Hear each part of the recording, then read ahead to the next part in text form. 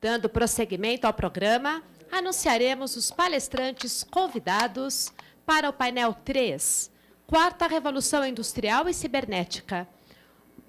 A quem convido que ocupem seus assentos: Francisco Giocondo César, professor no Departamento Industrial do Instituto Federal de Educação, Ciências e Tecnologia de São Paulo, e professor pesquisador no Programa de Pós-Graduação de Engenharia de Produção da FCA, Unicamp. E Marcelo Knorris Zufo, professor do Departamento de Engenharia de Sistemas Eletrônicos da Escola Politécnica da USP. Neste painel, atuará como moderador o acadêmico Jorge Gerdau Johann Peter, a quem passo a palavra para a condução do mesmo.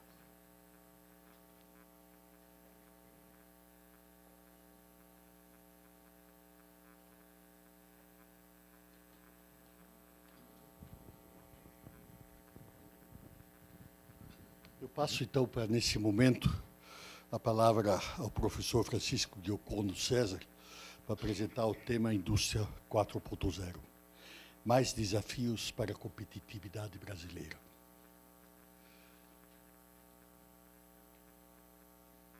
Por favor.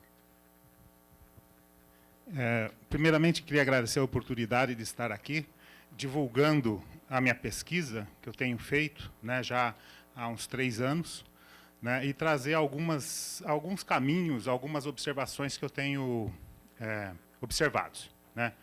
E o professor Cláudio Costa, você me dá o endereço daquele para onde ninguém sabe nada, que eu vejo que na área de indústria 4.0 e inovação, todo dia eu acordo, eu vejo que eu não sei nada, né, a gente não consegue. Para vocês terem uma ideia, diariamente são 6.000 artigos que são editados, então é impossível acompanhar, né. Então, eu vou falar um pouco de desemprego e um pouco da questão da educação organizacional. Não vou dar a solução, mas vou dar alguns caminhos, ok? A minha agenda é falar um pouco de conceito de revolução industrial. Todo mundo fala que nós estamos numa revolução industrial, mas ninguém sabe o que é uma revolução industrial. Vou falar rapidamente das 4 revoluções industriais. Vou dar o conceito de smart, né, de produtos inteligentes, um pouquinho de internet das coisas, e vou falar das tecnologias emergentes e considerações finais. Então, é considerado uma revolução industrial toda vez que surge uma nova tecnologia, essa tecnologia impacta nos sistemas produtivos e, consequentemente, impacta na sociedade e na economia. A gente só pode considerar isso uma revolução industrial se esses fatores ocorreram, né?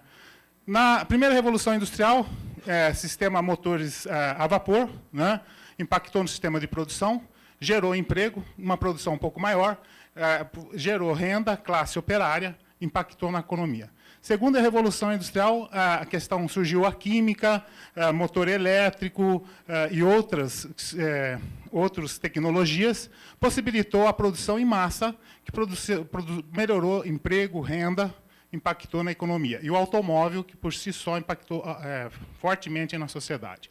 Terceira revolução industrial, por volta de 1975, né, surgiu o microchip, que surgiu daí os computadores, a automação, impactou na produção e novamente no emprego, renda e economia novamente.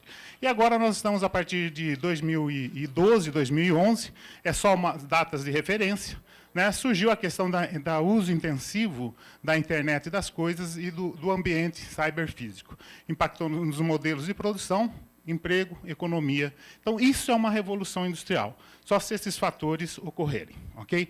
A quarta revolução industrial ela não ocorreu de repente, né? Começou lá em 1970, com uma simples estação de trabalho, né, na engenharia, onde as informações começaram a ser transmitidas para o chão de fábrica e começou cada vez mais a informação a ser distribuída por toda a cadeia produtiva, né? Então, a empresa se tornou cada vez mais no ambiente da internet e o cyberfísico, né? Então, isso daí não ocorreu de uma hora para outra.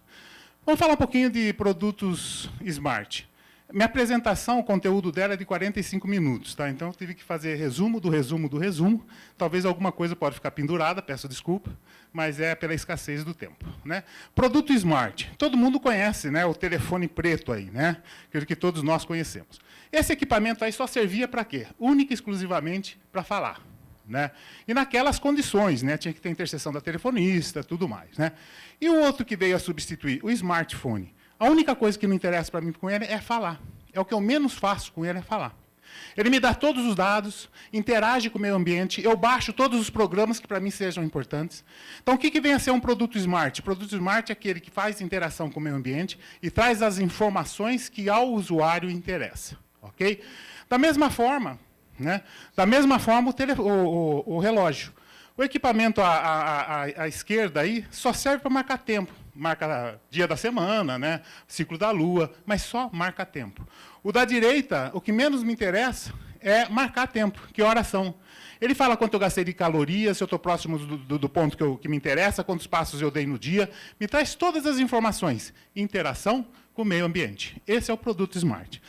Levando esse conceito para dentro da indústria, como é que eu faço uma indústria smart ou um produto smart dentro da indústria? Aqui eu tenho um cilindro, né, hidráulico. Né? Eu estou pegando essa pecinha do cilindro hidráulico, vamos transformá-la em smart. A princípio, o que eu tenho? Eu tenho a peça lá na estante e um papel escrito o número dela. Eu coloco um código de barra nela, eu já consigo colocar 20 dígitos. Já começo a colocar alguma informação nela. Evoluindo um pouco, eu pego essa pecinha e coloco um QR Code. QR Code todo mundo sabe, tem na prateleira, nos produtos lá. O QR Code eu posso fazer um manual, né, um manual de receita, posso pôr todo o histórico da peça. Mas ela não é smart, ela está lá isolada. No momento que eu coloco essa peça, um QR Code e um Wi-Fi, o Wi-Fi e o QR Code são minúsculos hoje. Eu já comuniquei com ela. Eu já fiz com que ela se comunicasse com o meu banco de dados. A partir daí, ela se tornou uma peça smart. Okay? Então, isso daí é uma interessante para quem aqui estamos na área industrial. E como eu transformo uma indústria smart? Né? Eu pego um circuito onde eu armazeno os dados, pego um sensor que capta os dados, coloco isso tudo no atuador, coloco uma antena no atuador, eu consigo conectar minha fábrica toda, né, e controlar a minha fábrica toda, a partir desse princípio. Bom, muito bem. Aí nós temos uma Smart Factory, onde tudo começou. A quarta revolução industrial começou no chão da fábrica. Mas a transformação dessas informações, dessas tecnologias, foi tão intensa e tão grande, que transbordou, foi além do espaço fabril. E hoje ela atua muito mais na sociedade do que dentro da fábrica.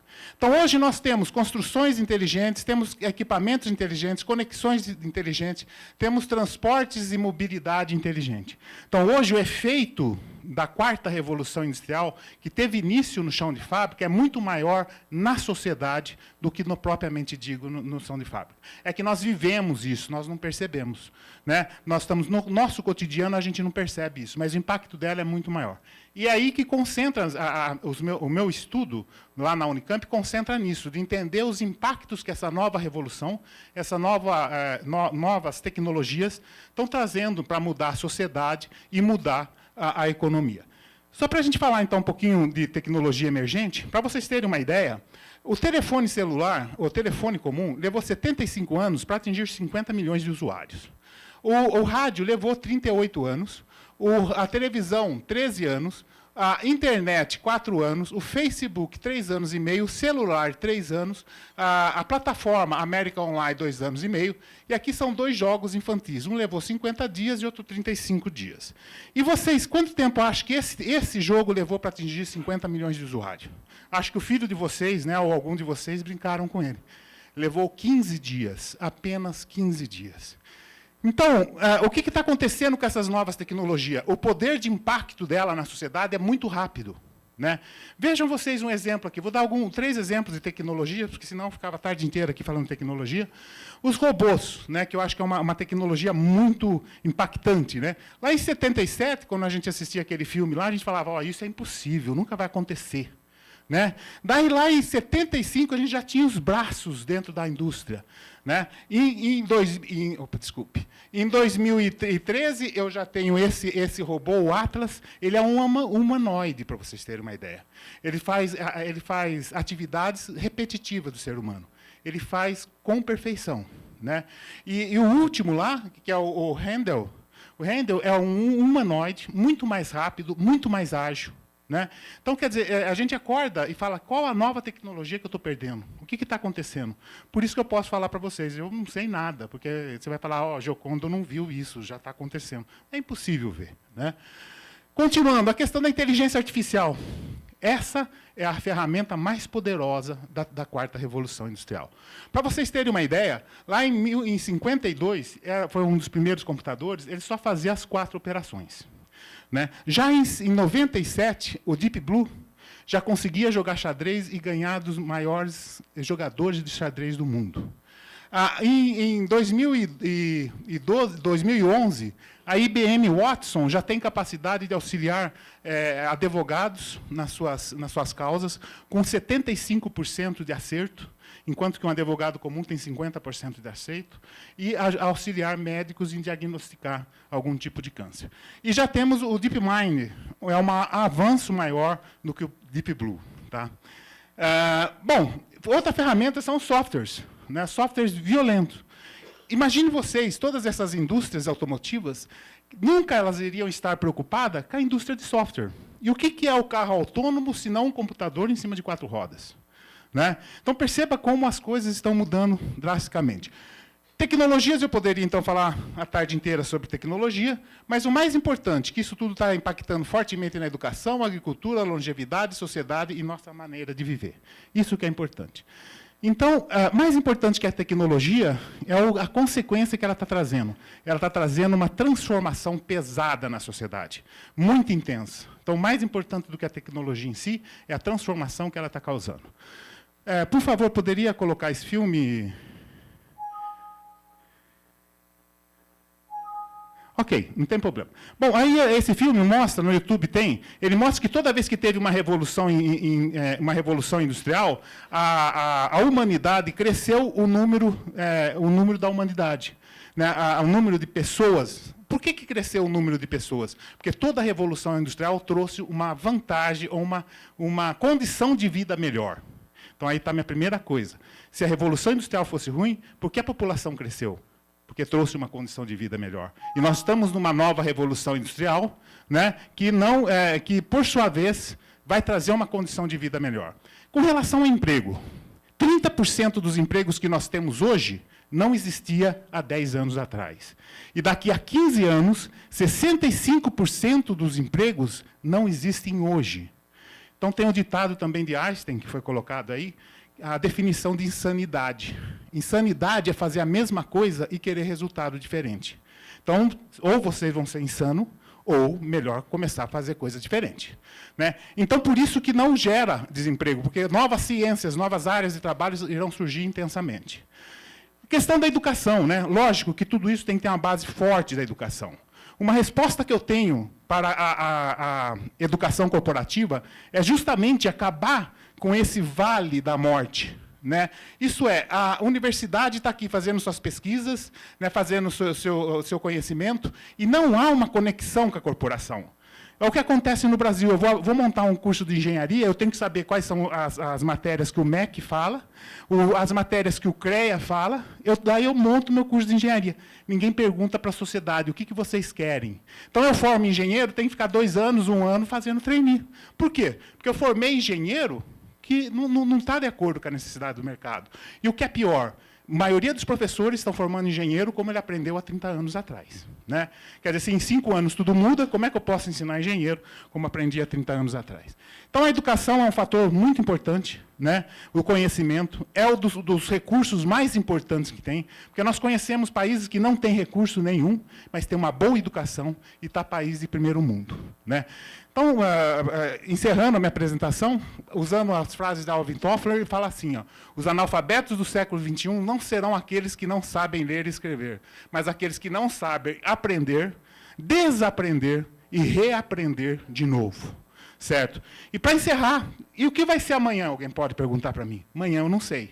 Mas eu sei o que eu sou hoje e o que eu posso construir hoje. Então, usando a frase de Peter Drucker, a melhor maneira de prever o futuro é criá-lo. Então, você que tem que criar seu futuro. Você terá medo do futuro, porque se você não fizer nada hoje. E outra frase também de Peter Drucker, por isso que eu sou otimista, não existe país subdesenvolvido, existe país subadministrado. e nós sabemos muito bem disso, porque nós vivemos isso. Então, senhores, aí está meu e-mail, estou à disposição. Quero agradecer ao Instituto Federal pela minha pesquisa, quero agradecer ao Unicamp pelo espaço. O meu laboratório no Unicamp é Laboratório de Negócios Sustentáveis. Eu estou, nos últimos 3 anos, trabalhando com a indústria 4.0, os impactos que elas estão trazendo, e, para mim, apesar de todos os meus estudos, é um futuro muito otimista. Só que nós temos que sair, nós não podemos ser insanos. Né? Temos que sair. E eu falo que eu sou a prova viva disso. Eu tive que mudar muito. Porque toda essa tecnologia que eu falei para vocês, eu fui traumatizado com todas elas. Eu não aprendi, eu fui traumatizado. Né? Como vocês. Vocês estão dando risada? Troca seu telefone celular, você vai ver se você não é traumatizado. Troque. Até você, né? Troque. Tá bom? Senhores, muito obrigado pela oportunidade. Obrigado pela oportunidade. Tá bom de estar aqui. Muito obrigado.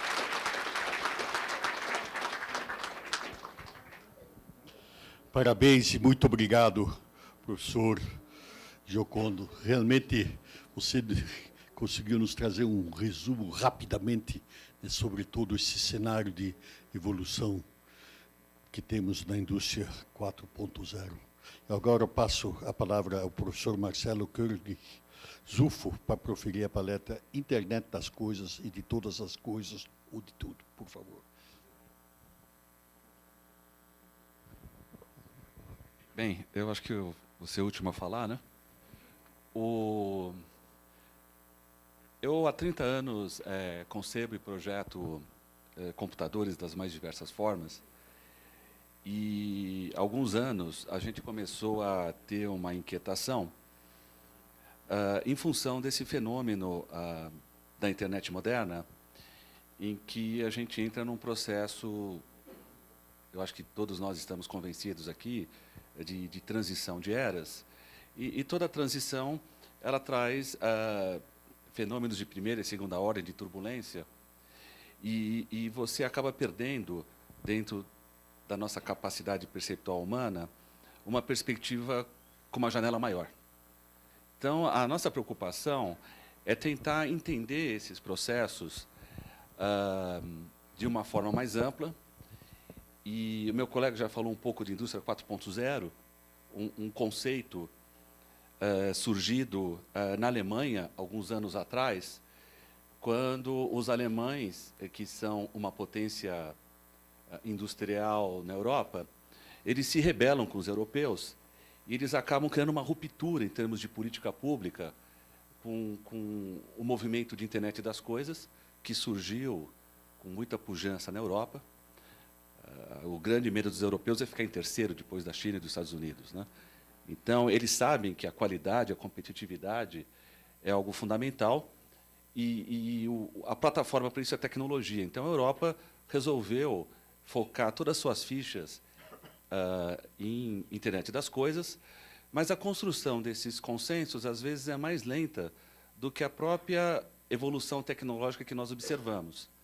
E os alemães, extremamente ansiosos com isso, resolvem sair na frente com o conceito de indústria 4.0, a questão de 3 anos atrás.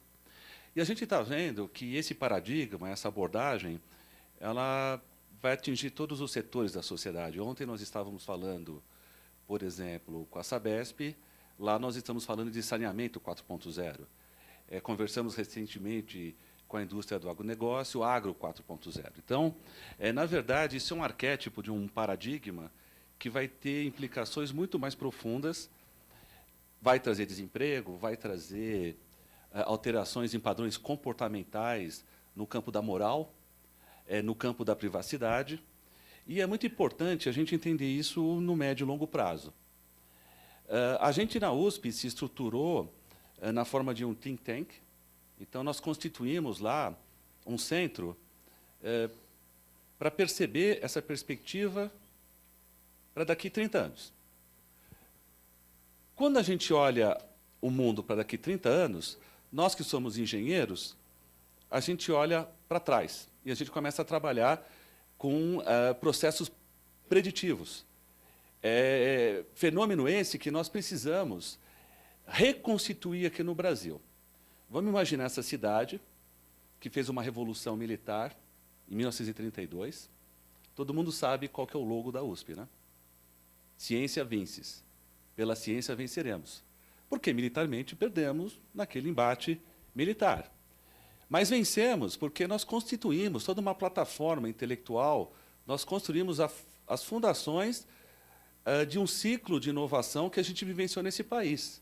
Tanto que, posteriormente a esse processo, a gente teve um ciclo de pujança econômica, principalmente no campo da indústria, muito forte. E esses processos, eles se desarticularam. A gente começa a perceber que vários países do mundo têm seus think tanks, né? Falou-se aqui, por exemplo, que a população do mundo está aumentando, mas a do Brasil está diminuindo. Isso é um fato. A fertilidade feminina brasileira diminuiu radicalmente. Essa questão, por exemplo, de toda a discussão da Previdência, ela é só a pontinha do iceberg.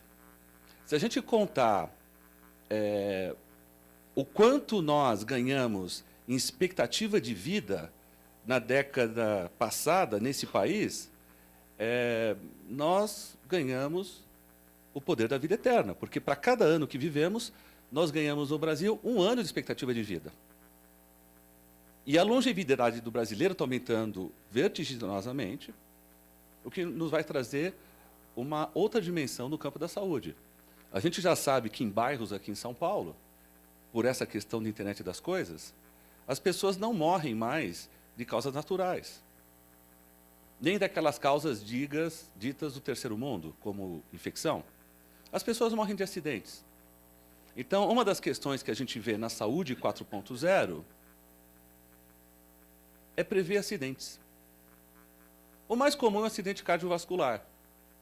Mas nós temos a queda e vários outros acidentes que, na verdade, vão ser os fenômenos ou as singularidades que vão matar as pessoas. Quando a gente cria esse think tank, nós trazemos gente da saúde pública, da medicina, da filosofia, das relações de trabalho, do social, a gente começa a ver o problema fundamental. Onde que está a questão fundamental que vai estabelecer as bases para a gente entender essa fenomenologia nos próximos anos? E a gente entende que o problema fundamental é a relação humano-máquina. Que hoje a gente faz aí por teclado, mouse, está todo mundo fazendo, né? Mas vai mudar muito isso no futuro. Talvez os nossos netos vão dar risada do jeito como a gente interage com os computadores hoje. Talvez tecnologias promissoras como Brain-Machine Interfaces, telepatia, ou outras formas de sensoriamento sejam mais interessantes. Por isso que a gente chama o nosso centro de Centro Interdisciplinar em Tecnologias Interativas. Porque a gente acha que a chave para a gente entender a evolução da humanidade sob essa perspectiva é como vai ser a relação com esses novos seres chamados computadores, né? A gente constituiu um prédio próprio para isso, com autonomia administrativa e financeira da universidade, e a gente começa a olhar para trás. Então, vocês sabem que há 200 mil anos atrás, a gente sequer tinha dominado a linguagem, né? A linguagem, como a gente entende, ela tem 5 mil anos. E hoje em dia nós estamos aqui, né? Ou seja, a gente acredita, a gente acha que deve existir um computador por ser humano nesse planeta. Quantos vocês acham que existem? A indústria, em 2017, está entregando 100 computadores por ser humano. Indústria, assim, eu digo Intel, ARM. Onde que estão essas máquinas? Não são mais os desktops, a gente chama de dust computing, computação em pó. A computação ela é tão pervasiva, ela é tão infinitesimal, para vocês terem uma ideia, 0,01% é o volume ocupado pelo processador nesse celular. O resto é só área para a gente ter uma ergonomia bacana, tela, essas coisas, né? Mas a inteligência computacional, ela ocupa um espaço infinitesimal nessas coisas, né? E aí o nosso centro, ele tem como objetivo entender como milhares de computadores, por ser humano, vão interagir com as pessoas na próxima década. A gente vai um pouco mais longe, olhando a literatura, estudando vários autores, autores pioneiros lá, uma literatura seminal, fala, por exemplo, de simbiose humano-máquina. Ou seja, por que nós estamos com uma vida mais longeva? Será que, de alguma forma, a computação está trazendo implicações na medicina, na saúde, que faz com que a gente viva mais? Ou seja, será que essa relação de mútuo benefício é a questão fundamental? Por que os computadores estão com tanta inovação? Será que realmente é obsolescência programada? Ou será que é um processo um pouco mais violento, em que você tem um processo de evolução regenerativa? Porque a gente vê que os computadores, eles dobram de velocidade a cada 18 meses. Isso tem sido verdade nos últimos 50 anos. E a gente que é do campo de engenharia, a gente não vê uma declinação dessa assíntota. A gente continua uma perspectiva dessas máquinas ficando 2 vezes mais rápidas a cada 18 meses. E a nossa questão básica é como isso vai afetar a vida humana. Tá? Então a gente acredita nesse mundo, né? Esse mundo totalmente conectado, pulverizado. Alguns autores já estão falando até do conceito de infoesfera.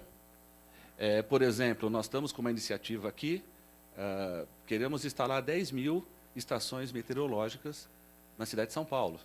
O foco hoje, por exemplo, é o microclima. A gente começa a ver startups medindo o clima, não só no ambiente, mas nas salas. Uma startup de ex-alunos nossos ganhou 1 milhão e pouco da FAPESP para fazer isso. Então, nesse mundo, vários conceitos novos surgem. Inteligência artificial, cognição, smart cities, social data, enfim. A gente já falou um pouco de indústria 4.0, mas eu queria aprofundar um pouco mais o conceito de cyberfísica. A cyberfísica, ela é um conceito um pouco mais profundo que a gente imagina. Existe o que a gente chama de uma dualidade bit-átomo. O átomo, teoricamente, é a partícula indivisível, né? Depois eu aprendi na escola que não era, mas o bit é a partícula indivisível informacional. Eu não consigo ter uma representação inferior ao bit. O que acaba acontecendo, existe uma continuidade entre o átomo e o bit. Mas na hora que a gente vai para o bit, a gente vai para uma questão de representação simbólica humana que o Sapiens desenvolveu. E o que acaba acontecendo sistemas cyberfísicos, na verdade, são sistemas imponderados. São sistemas cuja função, cuja propriedade, ela é uma propriedade ampliada em relação ao seu conceito natural atômico, por exemplo. Sobre essa perspectiva, é que a gente pensa em internet das coisas. Ou seja, é um conceito que está evoluindo. Lá atrás, quando surgiu, era uma coisa com RFID. Hoje, de acordo com a definição da ITU, uma infraestrutura global da sociedade da informação, em que todos os assets, todos os serviços estão interconectados. E a gente tem vários exemplos, né? Um dos exemplos é na área da coleta seletiva de lixo, né? Algumas cidades pelo mundo, São Francisco, Los Angeles, agora a gente está tentando emplacar isso em São Paulo. As aplicações vão ser tão vulgares e tão cotidianas que a gente pode pensar, por exemplo, a internet das coisas para a coleta seletiva de lixo, que faz as conexões aí com a economia circular, tudo isso, né? Agora, o importante é falar o que está acontecendo no Brasil. Eu vou encerrar minha palestra, né? A grande vantagem é que nós estamos zerados na largada. Pode parecer incrível, mas tem muito papo por aí, e o Brasil está começando em pé de igualdade com outros países do mundo, tá? Essa é a grande verdade. Não há, pelo que nós temos observado, distância. Tanto que eu passei 2 semanas no Silicon Valley, vim aqui para a FutureCon. Sinceramente, eu encontrei debates muito mais assertivos e objetivos no campo da internet das coisas do que eu vi no Silicon Valley em congressos muito importantes da área. Ou seja, para o Brasil, a internet das coisas é uma grande oportunidade. E apesar de toda essa confusão política que está tendo, discretamente foi formulado por um corpo técnico do governo federal o Plano Nacional de Internet das Coisas. Acabou de ser lançado. Esse plano, por exemplo, os técnicos do BNDES que fizeram uma análise econômica, eles acreditam que o impacto econômico no Brasil, coadunado com vários estudos mostrando que as BRICS vão ser os países, ou bloco econômico que mais vai tomar vantagem da internet das coisas. Na economia brasileira, para 2025, o impacto econômico é da ordem de 250 bilhões de dólares. Né? Eu sugiro a todos vocês irem no BNDES e baixarem esse estudo. Né? Normalmente a gente mete pau no governo, mas nós temos um estudo muito bem circunstanciado lá. Fala, por exemplo, de coisas como a questão do Schumpeter, lá da desconstrução criativa. Né? Vai ter desemprego? É óbvio que vai ter. Quando a gente fala de veículo autônomo, a gente vai ver, hoje os sindicatos aqui em São Paulo de transportes estão preocupados com o desemprego de cobrador. Nós não vamos ter motorista. Não vai ter motorista para Uber. Não vai ter motorista para colheitadeira de cana. Ou seja, haverá desemprego massivo em algumas áreas? É claro que vai ser. Vamos ter uma economia mais competitiva? Vamos. Mas nós vamos ter que nos rearranjar e nos reestruturar como sociedade em alguns setores. Meu tempo esgotou, vou fazer um voo muito rápido. O plano é baseado em ações horizontais e verticais. O estudo vertical pega 4 áreas: agro, saúde, indústria e cidades. A nossa oportunidade foi começar a desenvolver tecnologias no Brasil. Nós estamos desenvolvendo o conceito de single board computers, são plaquinhas do tamanho de um cartão de crédito. O nosso mapeamento de demanda para essa cidade em 2 anos são 30 milhões de plataformas. Nós estamos estruturando com a indústria eletroeletrônica que sobrou no país, estratégias de supply chain, estratégias de incidência tributária.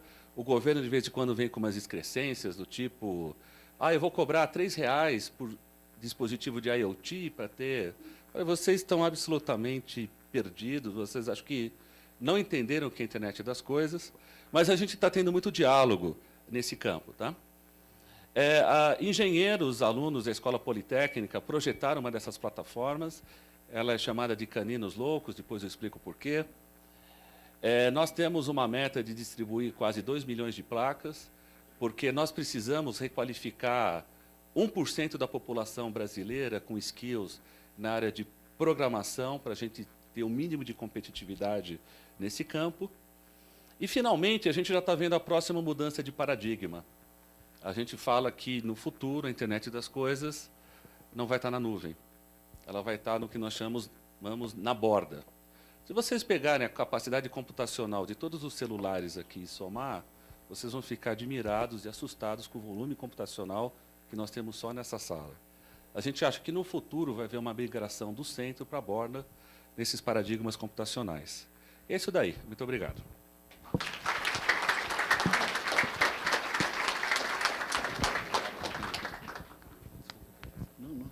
Por favor, eu gostaria de agradecer enormemente ao professor Marcelo na sua apresentação.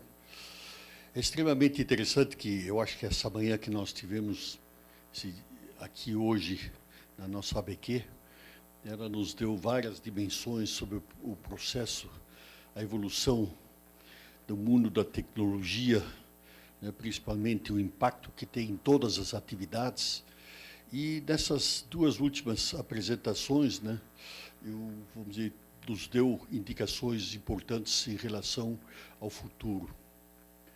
Eu, pessoalmente, tenho tido uma preocupação enorme, porque da minha vivência, do que está acontecendo, né, tipicamente, novamente, exatamente numa reunião que nem hoje nós temos aqui, nós temos apresentações, visões, né, realmente é um privilégio a ABQ conseguir reunir um debate inteligente como nós tivemos aqui. E na realidade, vou dizer, do Brasil, em termos das diferenças dos níveis de capacidade intelectual técnica em relação aos excluídos, né, é um processo que nós ainda não temos resolvido. Acredito eu que a tecnologia poderá ter um papel importantíssimo nesse processo de aceleração, mas, de qualquer forma, eu acho que foi posto aqui justamente o problema conceitual da prioridade do processo de educação para que realmente possa haver desenvolvimento econômico. Eu, pessoalmente, estou absolutamente convicto de que o nosso limite de crescimento econômico que é orientado praticamente na busca de indicadores financeiros que, tecnicamente, supervisão financeira são corretos, mas o nosso limite está na capacidade de capacitação da educação. E essa estagnação que nós temos, de um lado, então, uma inteligência tecnológica, vamos dizer, uma entidade que nem a nossa ABQ, que consegue reunir o que há de melhor no Brasil em termos de visão, discussão para o futuro, né? E, de outro lado, está como construir isso e como isso converter em desenvolvimento. Eu, pessoalmente, tenho conversado um pouco do governo e, quando eu menciono o que está acontecendo em outros países do mundo, nos programas de desenvolvimento das políticas digitais, nós vemos que na esfera privada ou na academia há processos de evolução, mas na esfera do próprio governo, vamos dizer, ainda nós estamos com uma política completamente atrasada, né, e sem perspectivas, no meu entender, de rápidas evoluções. Podemos até tecnologicamente ter na academia, mas como um todo, né, a pergunta é como vamos nos ajustar. E aí eu colocaria uma pergunta que seria o seguinte: para o Brasil, qual seria a melhor alternativa frente a essa nova revolução? Qual é o papel da universidade no contexto da indústria 4.0? E eu perguntaria que talvez isso se refere diretamente a nós, dentro de uma visão de responsabilidade da nossa ABQ, né? O que nós podemos fazer? Né? Vamos dizer, nós todos, provavelmente, na soma de informações que recebemos, estamos impactados. Né? O que nós devemos ou podemos fazer na ABQ, né, para ajudar que o país, né, possa entender o que está acontecendo? Nós vemos o que está acontecendo no mundo, né? Vemos a revolução. Eu acho que o setor privado do Brasil, de certo modo, está acompanhando essa corrida, até porque, pela cultura do benchmark, isso, de certo modo, acontece. Eu tenho uma frase da presidenta da SAP, que numa inauguração aí, conversando com ela, ela me disse o seguinte: Jorge, que não se converter em tecnológico, ou a empresa que não virar tecnológica, ela vai morrer. Então, o temor à morte faz no setor empresarial, né? O temor à morte faz com que, antes de morrer, a gente busque soluções. Mas nós temos 40% do PIB praticamente sob gestão pública. Enquanto outros países que estão já hoje ajustando os seus processos, essa modernização, seja pela eficiência que traz, né? Nem quero falar na educação, vamos dizer, o que a tecnologia nos possibilitaria, né? E nós não avançamos, nós temos que romper essas estagnações. Então, a pergunta é o seguinte, né? O que realmente o Brasil precisa fazer como melhor alternativa e o que uma ABQ nós, né, podemos fazer para realmente... A nossa responsabilidade individual e coletiva, eu acho que nos exige pensar o que nós podemos ajudar para romper esse ciclo de estagnação, né? Porque sem evolução social e educação, né, nós não vamos vencer essa barreira do desenvolvimento. Então, professor Francisco, eu lhe pergunto primeiro, depois nós temos que ser rápidos, né, porque estamos atrasados. Eu já me estendi demais, por favor. O que eu percebo é o seguinte: nós precisamos quebrar o paradigma de universidade de um lado e empresa do outro. O laboratório da universidade tem que ser o mercado, tem que ser a indústria. Enquanto não houver essa fusão, não adianta, a gente tem que mudar os paradigmas. Então, eu acredito isso. E outra coisa, como o senhor observou, a empresa que não cair não se modernizar, não cair no ramo tecnológico, ela vai morrer. Mas você já pensou que, se você modernizar, você pode abrir novos segmentos de mercado, pode mudar o seu negócio e ampliar o seu negócio. Por exemplo, um exemplo rápido, né? A Caterpillar ou qualquer fábrica de carro, em vez de ficar fabricando carro, né? A Caterpillar, em vez de ficar fabricando tratores, por que ele não fabrica tratores e não dá todo o suporte para aquela máquina? Por que ele não rastreia aquela máquina, não dá manutenção, não dá toda uma área de serviço? Então, a indústria tem que ver não só que ela precisa se modernizar, mas essa modernização vai trazer novas oportunidades de negócio e novos segmentos.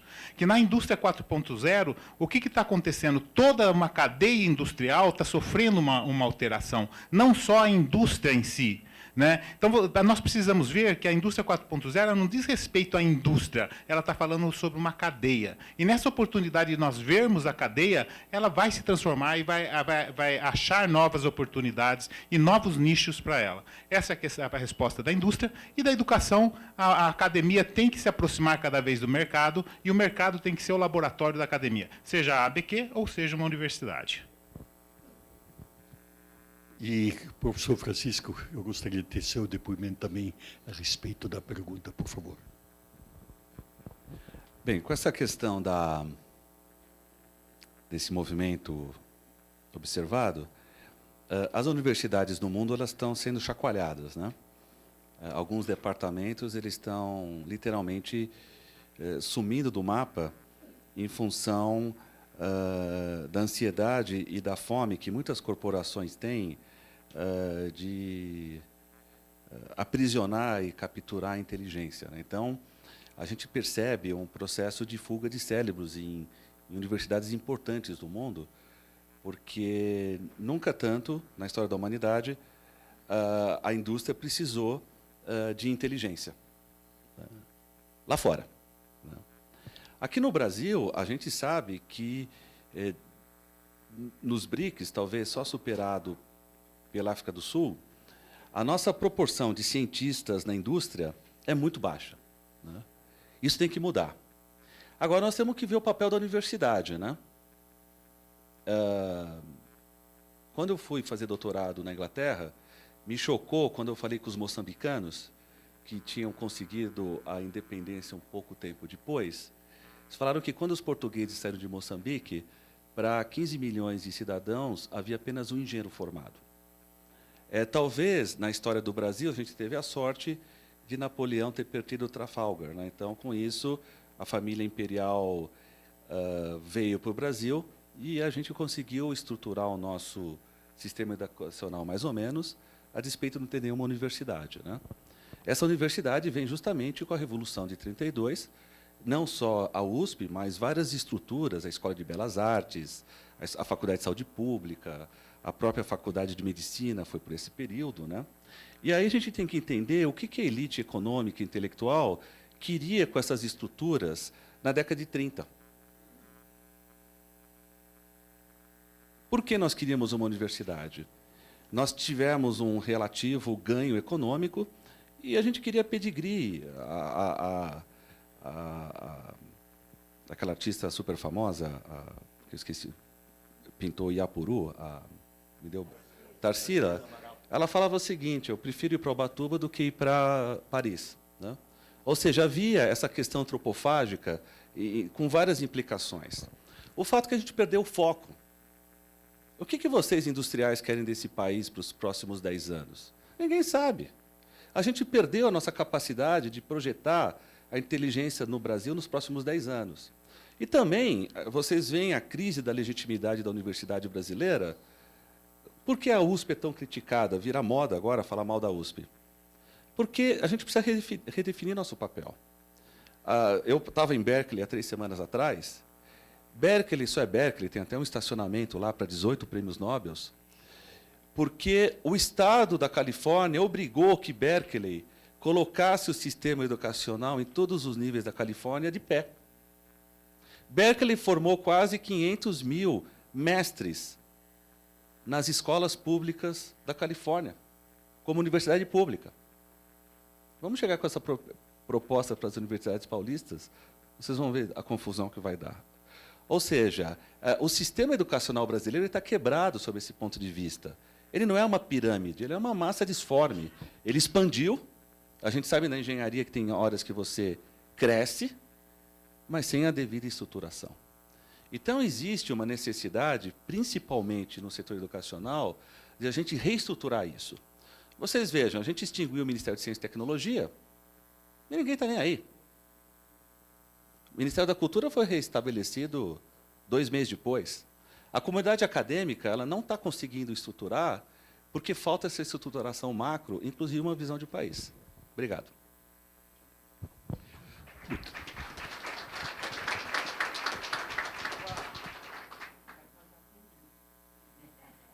Por favor. Ladies first. Não vou brigar, não. Vai falar que eu me pego leve. Você está péssima fama. Não sei se está ligado esse microfone aqui, né? É uma curiosidade e uma pergunta. Agora deu. É uma curiosidade e uma pergunta.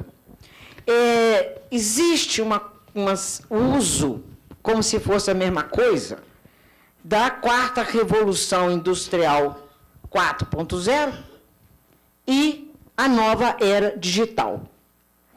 Eu sou dos que estão mais em falar de uma nova revolução digital. Por que é essa minha opção? Porque nos ajuda a repensar. Quando eu estou chamando de Revolução Industrial 4.0, eu estou com uma certa continuidade no pensamento. Ela só mudou, tá certo? Só deu mais um passo, deu mais um salto. Quando eu estou pensando numa nova era, que é uma revolução digital, eu estou pensando num admirável mundo novo. Por que isso ajuda? Isso ajuda até mesmo para repensar na educação. Estou juntando as duas coisas. Porque nós, economistas, já estamos absolutamente convencidos, pelo menos uma boa parte dela, nem todos, né, de que não existe mais a economia pura. A economia hoje tem o seu lado comportamental, extremamente forte, inclusive com o Prêmio Nobel de Economia, quem está tratando de comportamento do consumidor. Então, juntou psicologia e juntou neurociência. Então, nós já começamos a fazer isso.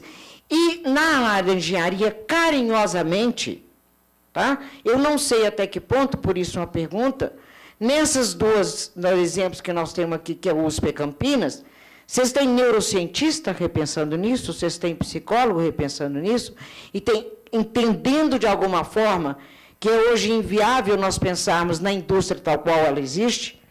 Terceira e última observação, isso vale para nossos industriais. Né? Nós valorizamos demais a coisa técnica, engenheira, física, máquina, equipamento, tecnologia, e o que nós estamos falando é o seguinte, esse admirável mundo novo não é produto.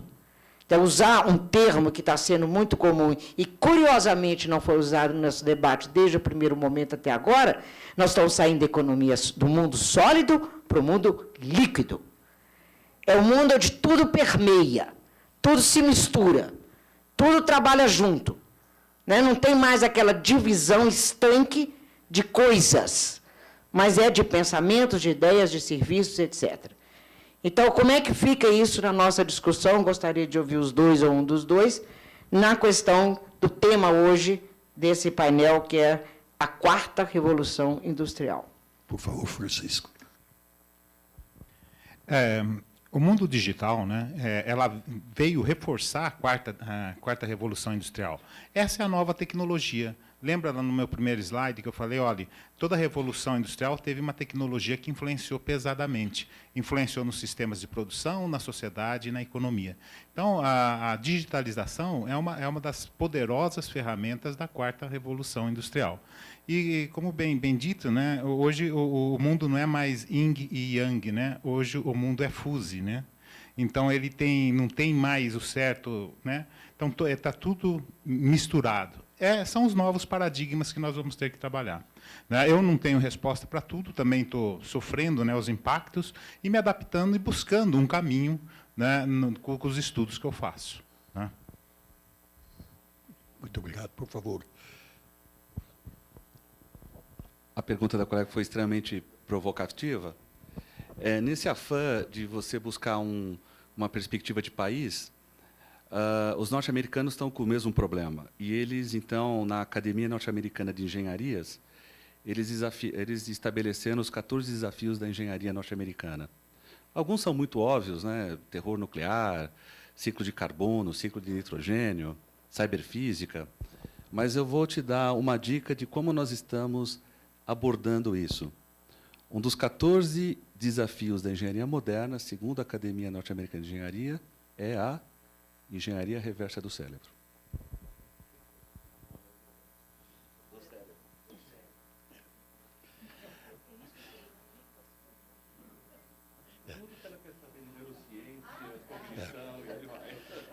Né? A verdade, Doroteia, o mar é um só, tá certo?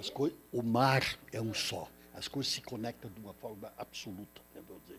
E talvez nós estejamos vivendo um momento extremamente interessante, né, de que está havendo uma possibilidade de integração dos conhecimentos científicos de uma forma totalmente integrada, tá certo? Lógico que dentro de uma visão histórica, conservadora ou não analisada, todos nós nos atrapalhamos em cima dessa evolução.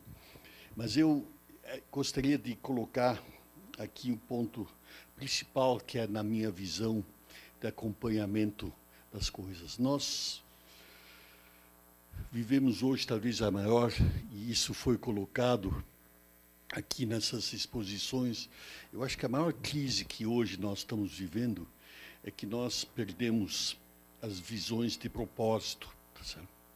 Então, nós não estamos conseguindo definir realmente os propósitos do país, tá certo? Nós, consequentemente, não conseguimos definir com clareza as relações sociais, seja do mundo acadêmico com o mundo empresarial. Eu estou tocando esse ponto, mas isso de uma forma... isso é um primarismo inaceitável. Eu não consigo entender como nós não conseguimos resolver que cada um vai para seu canto e se acham autossuficientes, tá certo? E eu, pessoalmente, dentro desse impacto, eu aprendi a importância da educação de uma forma absolutamente pragmática, né? É interessante porque quando nós fizemos na década de 80 o benchmark com o mundo e procurando atingir os patamares dos japoneses em siderurgia, nós laminávamos 300 billets para perder um.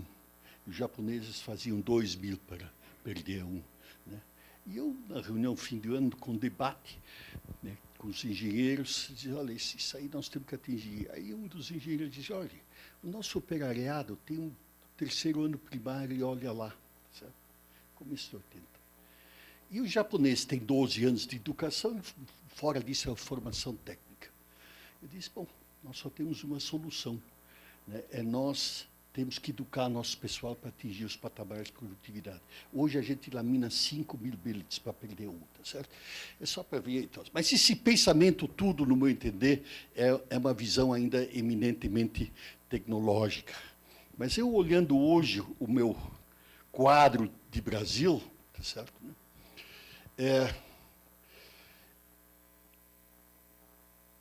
Vamos dizer, todo o processo tem que ter um princípio de sustentabilidade econômica, social e ambiental. Peter Senge colocou ainda as duas palavras complementares, que eu tenho que ter sustentabilidade cultural e política. Né? Isso é muito interessante dentro dos temas globais. Quer dizer, nada não pode ter sustentabilidade. Agora, eu conectando isso com a realidade brasileira, eu digo o seguinte, nós buscamos os balanceamentos econômicos, tá? Indicadores financeiros, etc. Mas eu estou absolutamente convicto hoje, né, que nós só vamos atingir um patamar superior no desenvolvimento econômico se nós conseguirmos enxergar a visão social com a econômica. Tá certo? E também, vamos dizer, ambiental nem se discute. Tá certo?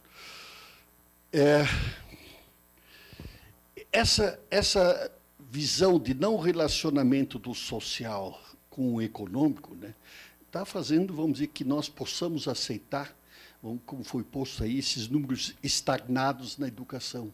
Se nós não rompermos isso, né, nós não vamos sair, nós não vamos conseguir superar. Nós vamos ter uma elite, uma situação, vamos dizer, de elite no país, seja acadêmica, empresarial e as outras atividades, mas o país, no seu crescimento todo, se não atingir uma revolução, e aí passa por esse tema que hoje foi debatido aqui, e isso tudo passa hoje, né, com as novas tecnologias e a digitalização. Então, nós, de certo modo, temos hoje à disposição, se nós tivermos a competência do entendimento de acompanhar essa revolução mundial e, eventualmente, atingir os patamares. Mas, se não houver uma macroconceituação, né, de que realmente nós temos que olhar o processo de uma forma integrada, eu acho que nós não vamos conseguir vencer. Por isso que, vamos dizer, a pergunta tão importante que coloco, tá certo? Que papel nós, na ABQ, podemos fazer nesse processo? Porque qual é a diferença da ABQ que nos distingue, talvez de uma forma única, desse tipo de associados que nós temos?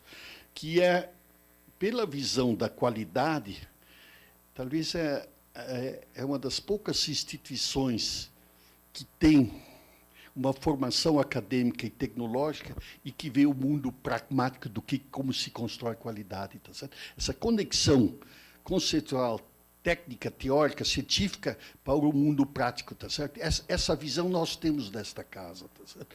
E eu digo, se nós não conectarmos isso, nós não venceremos. Eu agradeço imensamente a atenção de vocês. Nós realmente fomos para um horário bastante adiantado, mas eu lhes digo o seguinte: eu sou profundamente grato, né, de ter podido participar o que eu aprendi e escutei hoje, né, porque me faz aprender a pensar mais de que a gente pode fazer, e o desafio fica aí, né, gente? Eu acho que nós, como o ABQ, né, que tem... Isso aqui é um pacote de conhecimento técnico e conhecimento científico, acadêmico, né, e com a visão... Aqui está cheio de gente que transforma o conhecimento em pragmatismo de realização, né? Que nós podemos ajudar o Brasil para vencer essa batalha? Isso é um desafio enorme, mas não tem muita instituição que eventualmente consegue conjugar isso, como nós aqui na ABQ. Muito obrigado.